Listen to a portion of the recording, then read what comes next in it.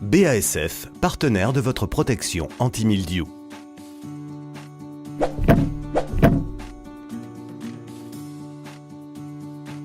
Au printemps, la coïncidence de 3 événements signe le début de l'épidémie de mildiou. L'acquisition de la maturité des œufs d'hiver,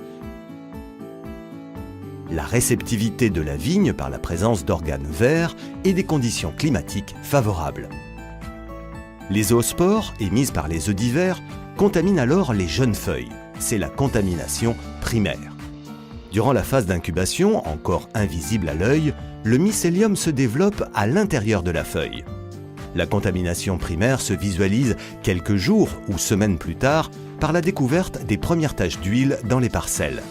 Puis, le mildiou émet à la face inférieure des feuilles des conidiophores portant les conidies qui éjecteront les zoospores à l'origine des contaminations secondaires. Si les conditions sont favorables à la maladie, température moyenne autour de 20-25 degrés et pluie régulière, l'épidémie entre alors en phase de développement exponentiel. Les cycles se succèdent et se chevauchent rapidement. Les différents stades du cycle, spores, mycélium et conidiophores, sont alors présents simultanément dans la parcelle. À ce niveau de l'épidémie, la maîtrise du mildiou est particulièrement difficile.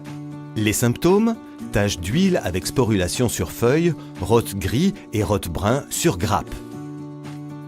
Le déclenchement de l'épidémie peut être plus ou moins précoce. Ce sont les conditions climatiques de l'année, la précocité et la sensibilité du cépage, la situation et l'historique de la parcelle qui dictent la précocité et l'importance de l'attaque.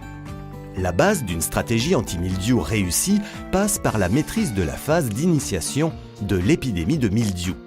Il s'agit de bloquer cette étape en empêchant le mildiou de rentrer dans la parcelle.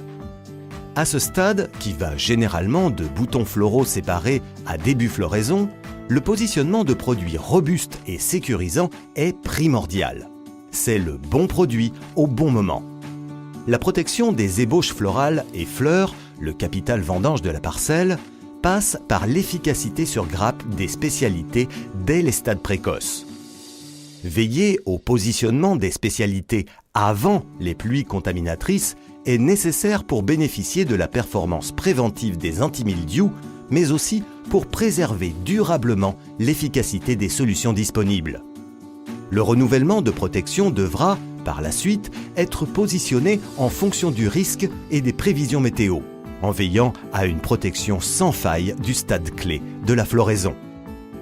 Ainsi, la gestion précoce et rigoureuse du mildiou est la base d'une stratégie anti-mildiou réussie pour une vendange quantitative et qualitative.